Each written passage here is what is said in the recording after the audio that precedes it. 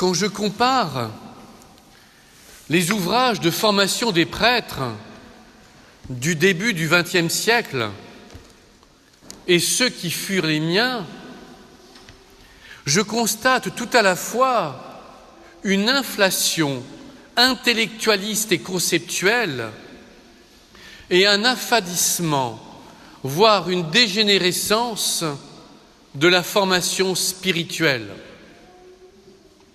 Ainsi, quand je prends un ouvrage que mes sœurs vous connaissez certainement, le Tancré, un traité de mystique ascétique, j'y constate un véritable cheminement proposé aux prêtres dans les différentes étapes de la vie spirituelle et du combat spirituel. Dans ceux qui furent les miens, le combat spirituel est relégué dans l'option histoire de la spiritualité. Ceci peut expliquer sans doute, en partie, en grande partie, la décadence, la dégénérescence et la perversion, et mes mots ne sont pas assez forts, d'une partie du clergé. Ainsi, aujourd'hui, l'Évangile nous parle des tentations. Et je pense, sauf pour ceux qui sont déjà saints parmi nous, que les uns et les autres, nous sommes confrontés à la tentation. Le lundi soir, dans le cadre de l'école de spiritualité qui existe désormais ici, nous avons pu voir que la tentation était absolument nécessaire, car elle permet librement à l'homme de choisir ou non de suivre Dieu. Mais nous, pauvres humains, avons l'impression qu'entre le moment de la tentation et son accomplissement, il ne se passe qu'un quart de seconde. Ainsi, par exemple, prenons la colère, un sujet qui peut être partagé par les uns et par les autres, et qui en tout cas me concerne. Entre le moment de la pensée de la colère et la colère elle-même, on a l'impression qu'il y a l'espace d'un cri, aucun espace de liberté. Et dès lors, nous sombrons dans ce que les pères du désert appelaient une courte folie. Nous disons tout et son contraire, nous blessons, nous humilions, et ensuite nous sommes obligés de nous excuser totalement honteux. Eh bien, dans une vie spirituelle réellement vivante, on nous apprend depuis toujours qu'entre l'idée de la colère et son accomplissement, il y a 5 étapes. 5 étapes que je voudrais vous donner et qui ont changé ma vie. La première étape est appelée la suggestion ou l'attaque. C'est le moment, et c'est Jean Climac qui le dit au VIe siècle, qu'une pensée, la pensée de la colère par exemple, naît dans le cœur, de manière totalement fortuite, et se montre à notre esprit. Ainsi, dans une réunion familiale, professionnelle, paroissiale ou communautaire, quelqu'un nous énerve. La pensée de la colère arrive immédiatement. C'est ce qu'on appelle la suggestion ou l'attaque. Et cette pensée peut venir de nous-mêmes, si nous avons un tempérament coléreux, ou du démon. Et le texte de ce jour des tentations nous montre que le diable est une réalité que l'Évangile met en avant. Ne pas croire au diable, c'est ne pas croire à l'Évangile qui a été lu aujourd'hui. La deuxième étape est ce que l'on appelle la liaison. 2 degrés dans la liaison. Le premier degré, une conversation amicale, ou distante plutôt, avec la pensée de la colère.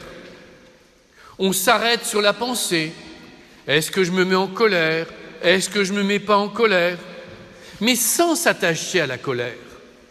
Il n'y a en nous aucun symptôme, aucun durcissement des muscles, aucune rougeur sur le visage, aucune tension. une simple discussion. Le deuxième degré de cette étape de la liaison est l'attachement à la pensée de la colère. Après tout, si je me mettais en colère, l'autre m'énerve, m'exaspère, je vais lui dire ces 4 vérités, je vais lui foncer dans les plumes, pourrait-on dire. La troisième étape désigne le consentement. Je consens à la colère. Mon âme acquiesce à celle-ci. Oui, je vais me mettre en colère. Je vais céder à la colère. Alors arrive la 4e étape que l'on appelle la captivité. Je ne sais pas pour vous, mais quand la colère inonde mon cœur, je me sens captif d'elle-même, prisonnier, incapable de lui résister. Ainsi en est-il de toutes les tentations. Quand on consent à une tentation, on en devient prisonnier. Arrive la 5e étape, l'accomplissement. Et là, je me mets en colère.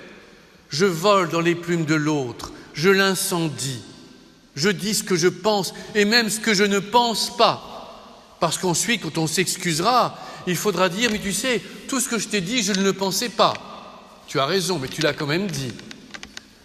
L'accomplissement. Et arrive une 6e étape. C'est qu'à force de se mettre en colère, la colère devient une habitude, une seconde nature. Et on appelle ça la passion de la colère.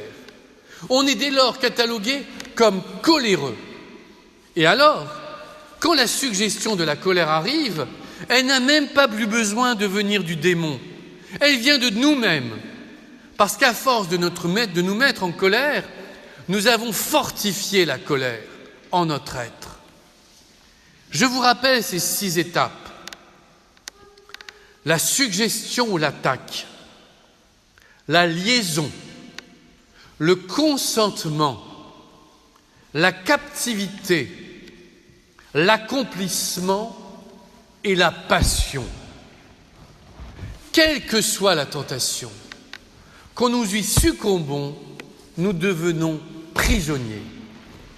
Or, le Christ nous veut libres. Et la liberté, c'est de choisir Dieu. C'est de choisir le bien. Choisir le mal, choisir la tentation, c'est choisir le non-être. Alors que Dieu se définit comme étant celui qui est. Un chrétien n'est pas appelé à succomber à la tentation. Il est appelé à être confronté, à y résister. Et l'évangile de ce jour prend tout son sens. Avec le Christ, nous sommes vainqueurs de la tentation. Si nous choisissons d'en être les vainqueurs, avec le Christ, nous pouvons triompher du démon, car le démon est toujours inférieur à Dieu et perdant si nous choisissons Dieu. Nous voulons que l'Église soit sainte. Je le souhaite. C'est ce que nous allons proclamer tout à l'heure. Mais elle ne sera sainte que si chacun d'entre nous est saint. Et le carême est le moment privilégié pour nous poser cette question. Avons-nous envie de devenir des saints ou d'être des chrétiens médiocres qui succombons à toutes les tentations? À chacun d'entre nous de faire dans son cœur son choix.